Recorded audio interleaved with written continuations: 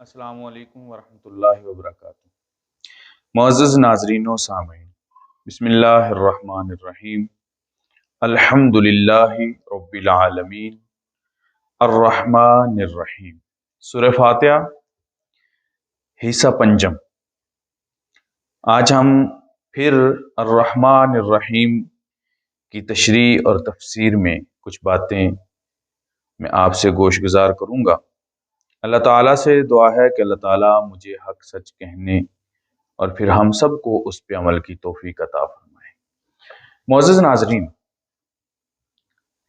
الرحمن یہ بھی اللہ کی ایک صفت ہے، اور الرحیم یہ بھی اللہ کی صفت ہے۔ جیسے میں نے عرض کیا تھا، مادہ دونوں کا ایک ہے، لیکن الرحمن اللہ کی رحمت کی وہ صفت ہے جو ہر ایک پر مہربانی ہوتی ہے، جس کے ذریعے، یعنی الرحمن کا مطلب اللہ وہ مہربان ذات ہے کہ جس سے مسلم بھی فائدہ اٹھاتے ہیں، غیر مسلم بھی فائدہ اٹھاتے ہیں، ماننے والا بھی اس سے فائدہ اٹھا رہا ہے اور نہ ماننے والا بھی اس سے فائدہ اٹھا رہا ہے۔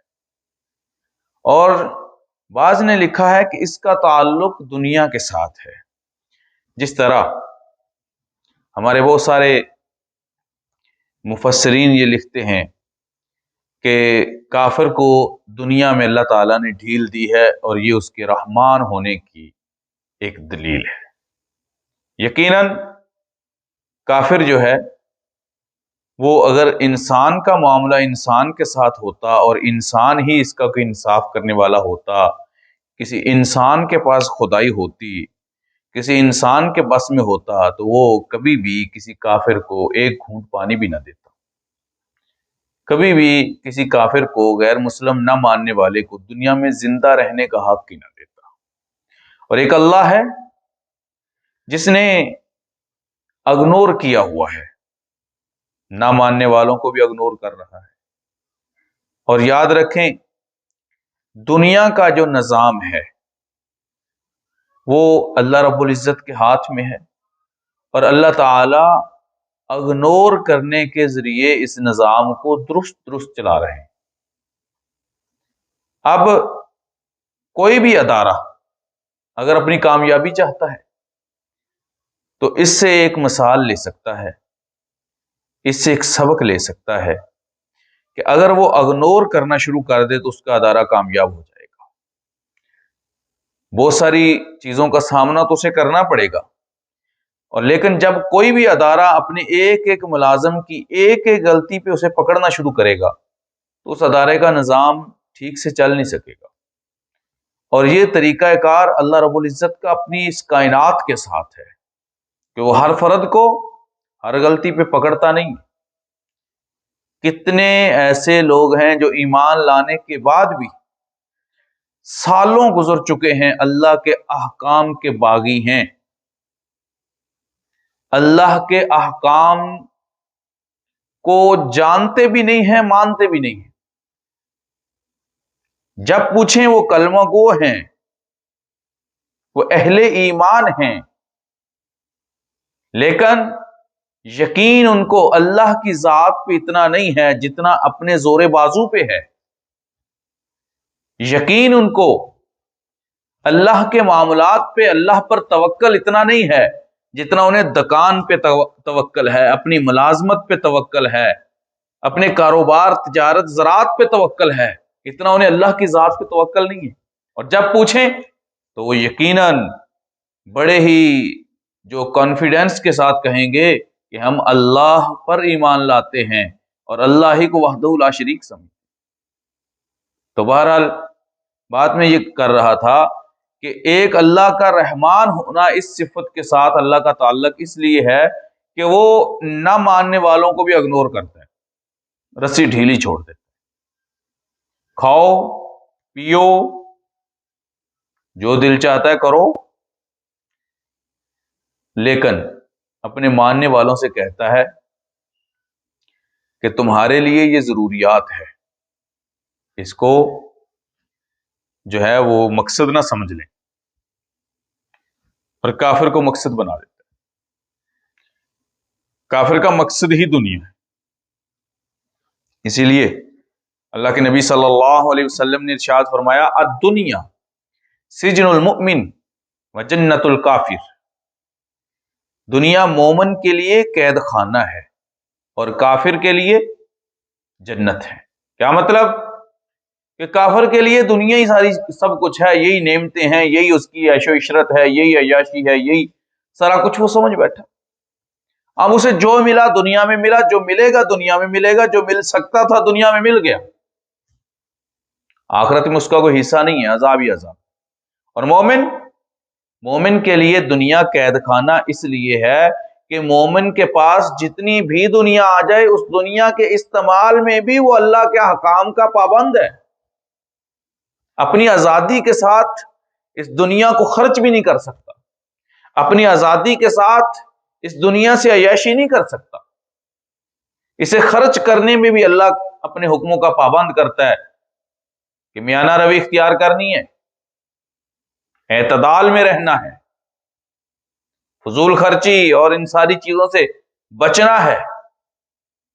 خرچ کرنے کے معاملے میں بھی اللہ کہتا ہے ہاں زراعت کے ذریعے اگر میں نے تجھے 20 من گندم یا کوئی بھی جنس دی ہے، 1 من سب سے پہلے عشر ہے، اب یہ پابند ہے۔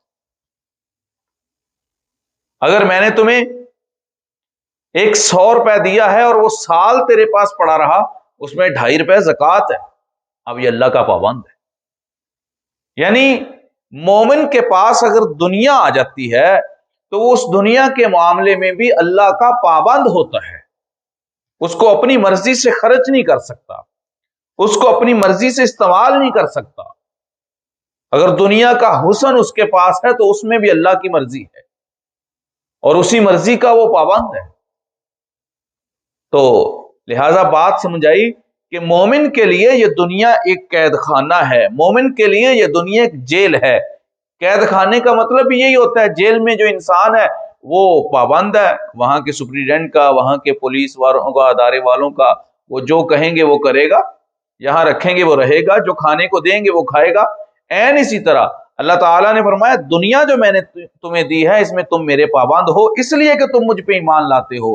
اور ایمان لانے کا مطلب ایک یہ ہے کہ یا اللہ جو تو فرمائے گا ہم وہ کریں گے، اپنی مرضی نہیں کریں گے۔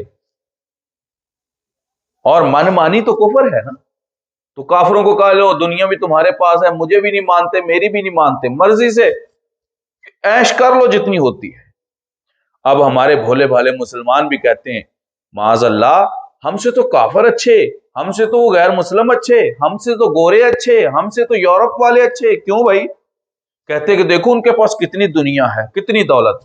بھائی دنیا کا مل جانا، دولت کا مل جانا یہ اللہ کی جو ہے وہ راضی ہونے کی کوئی سند نہیں ہے، بلکہ ایمان کا مل جانا سب سے بڑی دولت ہے جو ان کے پاس نہیں ہے۔ جو بندہ ایمان سے محروم ہے وہ دنیا کا غریب ترین آدمی ہے، اور جس کے پاس کچھ نہیں لیکن کامل ایمان موجود ہے وہ امیر ترین آدمی ہے۔ اللہ کی نظر میں دنیا کی کیا وقت ہے؟ حضور نبی کریم صلی اللہ علیہ وسلم نے ارشاد فرمایا کہ اگر اللہ کے ہاں دنیا کی وقت ایک مچھر کے پر کے برابر بھی ہوتی تو اللہ کسی کافر کو ایک گھونٹ پانی بھی نہ دیتا۔ اور ایک روایت میں آتا ہے کہ ایک بار آپ صلی اللہ علیہ وسلم صحابہ کرام کے ساتھ تشریف لے کے کہیں جا رہے تھے، تو رستے میں ایک بکری کا بچہ مرا ہوا پڑا تھا، بدبو آ رہی تھی، کیڑے چلے ہوئے تھے، گھن آتی تھی، پاس کھڑا نہیں ہوا جاتا۔ اب سب نے بدبو کی وجہ سے ناک پہ کپڑے ڈال لیے اور آپ صلی اللہ علیہ وسلم وہاں رک گئے، صحابہ کرام یقیناً وہاں رک گئے۔ تو آپ نے پوچھا بھی تم میں سے کون ہے جو اس مرے ہوئے بکری کے اس بچے کو خریدے؟ صحابہ نے عرض کی اللہ کے رسول اس کے پاس تو کھڑا ہونے کو دل نہیں چاہتا، بدبو آ رہی ہے، کیڑے چل چکے ہیں، تو اس سے کس نے خریدنا ہے؟ آپ نے فرمایا کہ دنیا کی وقت اللہ کے ہاں اس مرے ہوئے بکری کے بچے جتنی بھی نہیں ہے۔ اللہ اکبر۔ اس لیے بھائی دنیا کا انکار نہیں ہے کہ پیسہ نہیں ہونا چاہیے، دولت نہیں، بھائی اپنی زندگی بسر کرنی ہے، اللہ اتنا دے کہ کسی کا محتاج نہ ہو، اللہ اتنا دے کہ اپنی ضروریات پوری ہو جائیں، لیکن یہ مقصد نہیں ہے۔ وہ کہتے نا کچھ لوگ جینے کے لیے کھاتے ہیں اور کچھ لوگ کھانے کے لیے جیتے ہیں۔ بھائی کھانے کے لیے نہیں جینا، جینے کے لیے کھانا ہے۔ اللہ تعالیٰ جمیل ہے اور جمال کو پسند کرتا ہے۔ کیا مطلب؟ کہ اچھا پہنو، اچھا کھاؤ، اچھے بن کے رہو، صاف ستھرے رہو، اور اللہ سے اتنا مانگو کہ یا اللہ ہمیں تو ترغیب دی گئی ہے، ربنا آتنا فی الدنیا حسنہ وفی الآخرۃ حسنہ وقنا عذاب النار۔ اے اللہ ہماری دنیا اتنی حسین ترین تو بنانا کہ ہم کسی کے محتاج نہ ہوں اور کوئی ہمیں حقیر نہ سمجھے اور ہم کسی کو حقیر نہ سمجھے، اپنی ضروریات پوری ہوتی رہیں اور ہم اپنی ضروریات میں کسی کے محتاج نہ ہوں، کسی کے سامنے ہاتھ نہ پھیلائیں، خود کفیل ہوں، اور پھر یا اللہ اتنا دے کہ ہم تیرے رستے میں خرچ بھی کریں، صدقہ خیرات بھی کریں، یا اللہ جو ہمیں لاغر کمزور غریب نظر آئے ہم اس کی مدد بھی کریں۔ تو بہرحال بات دوسری طرف چلی گئی۔ الرحمن، اللہ مہربان ہے، اور یہ مہربانی والی صفت مومن کے ساتھ نہیں ہے، یہ مہربانی والی صفت اللہ تعالیٰ نے پوری کائنات میں ہر ایک کے ساتھ، اس مہربانی کے ذریعے ہر ایک کی مدد ہے، اس مہربانی کے ذریعے ہر ایک پر رحمت ہے، اور جیسے میں نے عرض کیا کافروں پر بھی۔ اور یقیناً اس وقت کافر اپنے آپ کو بڑا خوشحال سمجھتے ہیں، ہمیں بھی نظر آتے ہیں، کوٹھیاں بڑی، بنگلے بڑے، گاڑیاں بڑی، ٹیکنالوجی بڑی، سہولیات بڑی، ضروریات پوری، یہ ساری چیزیں ہمیں نظر آ رہی ہیں، لیکن اس کے باوجود اگر دل میں ایمان کا نور نہیں ہے تو سکون نہیں ہے، یہ بھول ہے کسی کی۔ اور ایمان کا نور جس دل میں ہے سکون بھی اسی دل میں ہے۔ وہ لوگ کچھ پریشان ہو جاتے ہیں کہ دیکھو نا یہ ایمان بھی ہے، نمازیں بھی پڑھتی ہیں، سکون نہیں ہے۔ سکون بھائی جان جائیں اس بات کو، خوب سمجھ لیں کہ جس دل میں ایمان جتنا کمزور ہے اتنی بے چینی ہے، جس دل میں ایمان جتنا کم ہے اتنا ہی انسان پریشان ہے۔ پریشانی کا تعلق یقیناً ایمان کے ساتھ ہے۔ کبھی وہ پریشان ہو جاتا ہے کہ دنیا کی کوئی مصیبت آئی، کبھی وہ پریشان ہو جاتا ہے کہ دنیا میں کوئی ضروریات پوری نہیں ہو رہی، کبھی وہ پریشان ہو جاتا ہے گھر بار کی فکر ہے، کبھی کسی بیماری کی وجہ سے، کبھی کسی اولاد والدین کی وجہ سے، کبھی وہ رشتہ داروں کی وجہ سے، کبھی قرضے کی وجہ سے، یعنی یہ ساری پریشانیاں دل کو جو ہے وہ بے قرار بے چین کرتی ہیں۔ حقیقت یہ ہے کہ یہ ایک پریشانی بھی نہیں ہے اگر ایمان مضبوط ہے۔ کیوں؟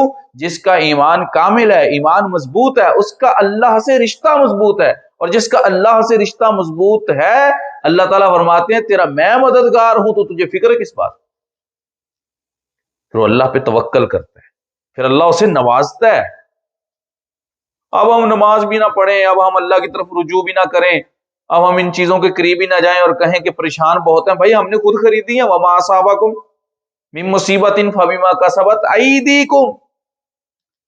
اللہ تعالیٰ فرماتے ہیں تمہارے اپنے ہاتھوں کی کمائی ہے جو تمہارے سامنے آتی ہے، مصیبتیں بن کے، عذاب بن کے آ جاتی ہیں، بھائی اس سے رجوع تو کریں نا۔ وہ سب کا پالنے والا ہے، رب العالمین، سب کا پالنے والا ہے، میرا پروردگار سب کا پالنے والا ہے۔ تو بہرحال الرحمن یہ صفت ہے اللہ کی، اس کے ذریعے اللہ تعالیٰ رحمت کرتا ہے، سب پر کرتا ہے، اور اس میں کوئی تقسیم نہیں ہے۔ اور یہ اللہ کی رحمت کا وہ طوفان، وہ ریلا ہے، جب آتا ہے گناہگار بھی اس سے نوازے جاتے ہیں، جو ہے نیک بھی نوازے جاتے ہیں، مسلمان بھی کافر بھی، اللہ سب کو بے حساب دے جاتا ہے۔ تو بہرحال یہ اللہ کی وہ صفت ہے جو سب کے لیے ہے۔ اور اگر دوسرا اس کو سمجھیں تو بعض مفسرین نے یہ بھی، یہاں کچھ علماء کرام کے اقوال بھی موجود ہیں کہ الرحمن صفت آخرت کے دن یوم قیامت بھی ہوگی۔ کیا ہوگی؟ جو آپ صلی اللہ علیہ وسلم کی شفاعت کبریٰ ہے، جو وہ شفاعت جس سے آپ صلی اللہ علیہ وسلم فرمائیں گے کہ اے اللہ حساب شروع ہو جائے، नफ्सा नफ्सी, हर कोई इस परेशानी में, भाई मेरा क्या बनेगा, मुझे पता तो चले। जो भी है वो दूध का दूध और पानी का पानी हो, जल्दी मेरा कोई फैसला हो। और क्यों? उस फैसले के इंतजार में जो अजियत होगी ना, वो भी एक ऐसी अजियत है जिस अल्लाह की पनाह, बड़ी अजियत हो कि पता नहीं क्या बनेगा, पता नहीं क्या बनेगा, पता नहीं क्या बनेगा। जैसे फर्ज करें एक मरीज है, तो उसको डॉक्टर कहते हैं दुआ करें और ऑपरेशन के लिए ले जाएं ऑपरेशन थिएटर में। अब जो बाहर बैठे हैं, जब तक वो मरीज की कोई खबर बाहर नहीं आ जाती, वो बाहर वालों को ना को खाने को अच्छा लगता है, ना पीने को अच्छा लगता है। जो वो रसा होते हैं, और वो दाएं बाएं हर एक को कह रहे होते हैं भाई दुआ करें, भाई दुआ करें, दूर दूर तक, यहां तक उनका बस चलता है, लोगों से कहते हैं भाई दुआ करें। बार बार कुछ जो डिस्पेंसर बाहर निकलता है, भाग के जाते हैं, उससे पूछते हैं क्या बना। कोई डॉक्टर बाहर निकलता है, भाग के उसके सामने क्या बना। तो जब तक घंटा गुजर जाए, दो जान जो है वो क्या कहते हैं कि गले में अटकी होती है कि पता नहीं क्या होगा। और जब कोई फैसला हो जाता है, वो जैसा भी हो, उसके बाद चलो बंदे के पास एक ऑप्शन मौजूद होता है कि अब कौन सा उसने स्टेप लेना है। तो बहरहाल बात करने का मतलब ये है कि जब तक फैसला नहीं होता, पता नहीं चलता कि मेरे साथ क्या बनेगा, उस वक्त तक एक जो अजियत है, और क्यामत की अजियत, अल्लाह की पनाह, नफ्सा नफ्सी। जब नबी कहेंगे, नबी कि हम कुछ नहीं कर सकते, सब इमामुल अंबिया का हवाला देते जाएंगे, उस वक्त लोगों के जहनों में अजियत और बढ़ती जाएगी कि जब आदम अलैहिस्सलाम कहते हैं भाई मैं नहीं, नूह अलैहिस्सलाम 950 साल तबलीग के बाद फरमा रहे हैं भाई मैं नहीं। कितने अंबिया और रसूल, और सारे कहेंगे हम नहीं भाई, आज हमारी नहीं। ये हिसाब शुरू होने का मामला जो है, ये आखिरी नबी हजरत मोहम्मद सल्लल्लाहु अलैहि वसल्लम से जाके अर्ज करें, वो ये शफात कर सकते हैं।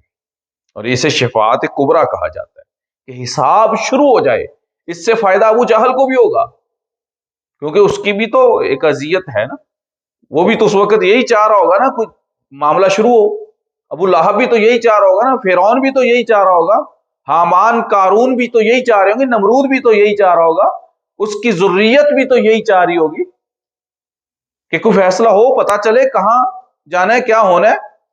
अब इस अजियत से निकालने के लिए जो अल्लाह ताला अपने हबीब को शफाअत कुबरा का हक देंगे, वो भी अल्लाह का रहमान होना है, वरना वो इस शफाअत का किसी को हक ही ना दे और इसी अजियत में रखे, तो ये बहुत बड़ी अजियत है, दोज़ख से कम तो नहीं।